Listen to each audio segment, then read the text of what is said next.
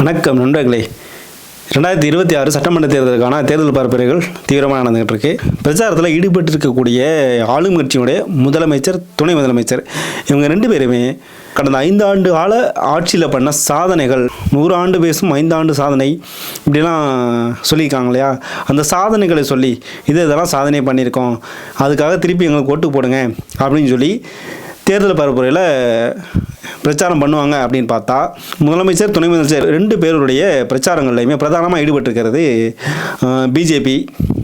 பாஜக பூந்துரும், பாஜக பூச்சாண்டி இதை முதன்மையாக பேசுகிறாங்க. 2வது எடப்பாடி பழனிசாமி அடிமை, டெல்லியோட அடிமை, காலை வாரிட்டார், காலில் விழுந்துட்டார், காலு முதன்மையாக காலில் விழுந்துட்டார் அப்படின்னு சொல்லிட்டு அந்த பிரச்சனைகளே பற்றியே தொடர்ந்து பரப்புரையில் வன்மத்தோட அவதூறுகளோட பரப்பிட்டு இருக்காங்க. பொறுத்து பார்த்த எடப்பாடி பழனிசாமி அவங்க தரப்பும் அதுக்கு பதிலடியாக திருப்பி பேச ஆரம்பிச்சிருக்காங்க. அரசியல்களும் அப்படியே போயிட்டுருக்கு. இப்போது இந்த முதலமைச்சரும் துணை முதலமைச்சரும் இந்த இடத்துக்கு வந்திருக்காங்க இல்லையா, இந்த உயரத்துக்கு. முதலமைச்சர் கூட சொல்லுவார், முத்துவேல் கருணாநிதி ஸ்டாலின் அப்படின்னு சொல்லி ரொம்ப பெருமையாக சொல்லியிருக்கார் இல்லையா. அந்த முத்துவேல் கருணாநிதி யார், அவர் எத்தனை பேர் காலை பிடிச்சி முதலமைச்சர் ஆனார், எத்தனை பேர் காலை வாரி விட்டு இந்த பதவிக்கு வந்தார் அப்படின்றத விரிவாக பேசுவோம் வாங்க. முத்துவேல் கருணாநிதி ஸ்டாலின் அப்படின்னு சொல்லி பேரை சொல்லி பதவி ஏற்கும் பொழுது எதிரில் அம்மையார், துர்கா அம்மையார், ஸ்டாலினோட மனைவி, அவங்க உட்காந்து அழுகும்போது அப்படியே ஒரு சென்டிமெண்டலாக ஒரு எமோஷனலில் உருவாக்க முயற்சி பண்ணாங்க. அப்படியே முத்துவேல் கருணாநிதி யார் அப்படின்னு சொல்லி ஃப்ளாஷ்பேக் ஓப்பன் பண்ணால், முதல்ல அரசியல் வாழ்க்கையில் குளித்தலையில் சட்டமன்ற தேர்தலில் நிற்கிறாரு. குளித்தலையில் இருக்கக்கூடிய பெரிய மனிதர்கள், ஊர் பெரியவர்கள், செல்வாக்கு மீந்தவர்கள் அப்படின்னு சொல்லி ஒருத்தர் காலிலையும் போய் விழுகிறாரு. விழுந்து பிடிச்ச காலை விடாமல் காலில் விழுந்து கிடந்து, நீங்கள் உங்கள் செல்வாக்கை பயன்படுத்தி எனக்கு ஓட்டு போடணும், இங்கே இருக்க மக்களுக்கும் எனக்கு என்னோட கட்சிக்கு ஓட்டு போட சொல்லணும்னு சொல்லி பிடிச்ச காலை விடாமல் விழுந்தே கடந்திருக்காரு. இப்படி காலில் விழுந்து தான் தன்னோட முதல் சட்டமன்ற உறுப்பினர் பதவியை அவர் பெறாரு. அதன் பிறகு கட்சி இவர் கட்டுப்பாட்டில் எப்படி வந்தது?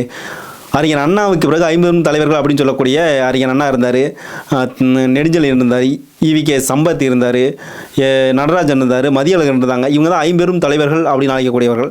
அப்படி அண்ணாவுக்கு பிறகு இவங்க எல்லாத்தையும் ஓரம் கட்டிட்டு எப்படி கருணாநிதி அந்த தலைமை பதவியை கைப்பற்றினார்?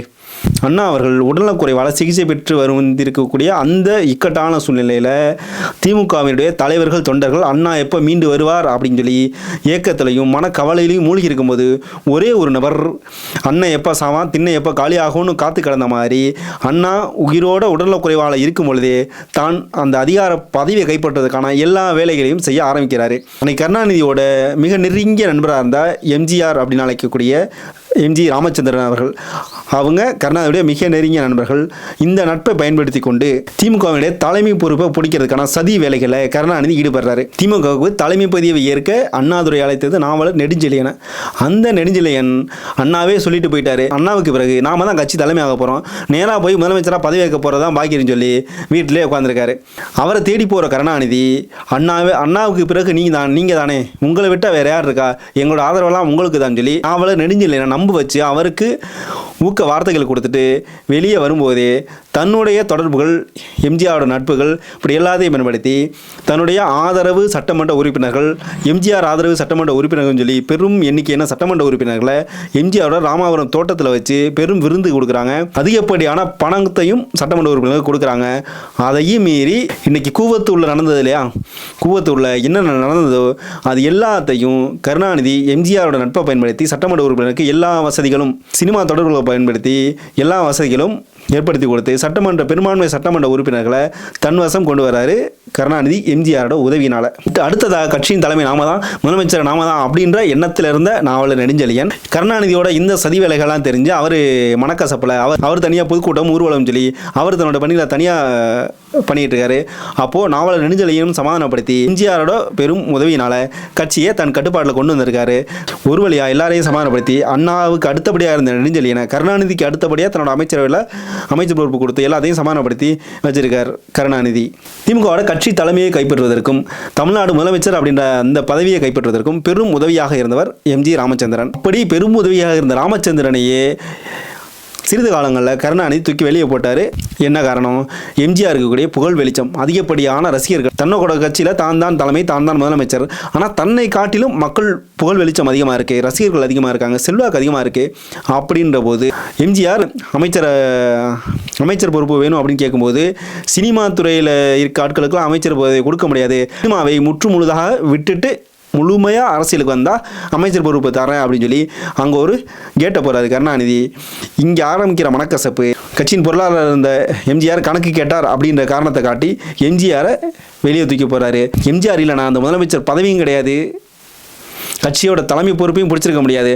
அப்படி எம்ஜிஆர் காலில் விழுந்து எம்ஜிஆர் நட்பை பயன்படுத்தி பெறப்பட்ட இந்த முதலமைச்சர் பதவியும் கட்சி தலைமையும் எந்த எம்ஜிஆராலோ பெறப்பட்டாரோ அந்த எம்ஜிஆரையே தூக்கி வெளியே போட்டார் கருணாநிதி. அதன் பிறகு தான் எம்ஜிஆர் தன்னுடைய பெரும் ரசிகர் பட்டாளத்தை சந்தித்து கட்சி ஆரம்பித்து அதன் பிறகு கிட்டத்தட்ட 10 ஆண்டுகளுக்கு மேலாக கருணாநிதியை முதலமைச்சர் அப்படின்ற பதவிக்கே வர முடியாத வரி பண்ணவர் எம்ஜிஆர். சரி, எம்ஜிஆருக்கு மட்டுமா கருணாநிதி துரோகம் பண்ணார்? அதாவது திமுக ஆரம்பிக்கப்பட்டப்போ 50 தலைவர்களாக இருக்கக்கூடிய மதியழகன், என் வி நடராஜன், நெடுஞ்செழியன், இவங்க அண்ணா கூடவே இருந்தவங்க, அண்ணாவுக்கு அடுத்தபடியாக இருந்தவங்க, அண்ணா கூடவே இருந்தவங்க கட்சி தலைமையை கைப்பற்றின பிறகு அவர்களையும் ஓரங்கட்ட ஆரம்பிக்கிறார். ஊழல் குற்றச்சாட்டு சுமத்தி அண்ணாவோட இருந்து கட்சி ஆரம்பித்த முதன்மையானவர்கள் ஒருவரான மதியழகன் அவர்களையும் ஊழல் குற்றச்சாட்டு சுமத்தி கட்சியை விட்டு நீக்கிறாரு. திமுக ஆரம்பித்த முக்கியமான ஒருத்தர் மதியழகன், அவரோட குடும்பமும் அவரோட வாரிசுகள் எங்கே இருக்காங்க அப்படின்றது இன்னைக்கு முத்துவேல் கருணாநிதி ஸ்டாலின் சொல்லிட்டு இருக்க அந்த ஸ்டாலினுக்கோ உதயநிதி ஸ்டாலினுக்கோ ஏதாவது வரலாறு தெரியுமா? அண்ணாவோட அமைச்சரவையில் அண்ணாவுக்கு அடுத்தபடியாக இருந்த நாவலர் நெடுஞ்செழியன் கருணாநிதி தலைமையேற்று சமாதானமாகி வந்தவர். ஒரு கட்டத்தில் அவரும் கருணாநிதியோட முரண்பட்டு அவரும் எம்ஜிஆர் கூட சேர்ந்து எம்ஜிஆர் அமைச்சரவையிலையும் இடம்பெறாரு. இப்படி அண்ணாவோடவே இருந்து கட்சியை உருவாக்கிய முதன்மையானவர்கள் எல்லாரையும் தன்னோட சதி வேலைகளால் கட்சி ஆரம்பிக்கும் போது அண்ணா கூட இருந்த 50 தலைவர்கள், அப்படி அந்த 50 தலைவர்களையும் இருக்கிற இடம் தெரியாமல் இன்னைக்கு ஆக்குனது தன்னோட சதி வேலைகளால் பண்ணவர் கருணாநிதி.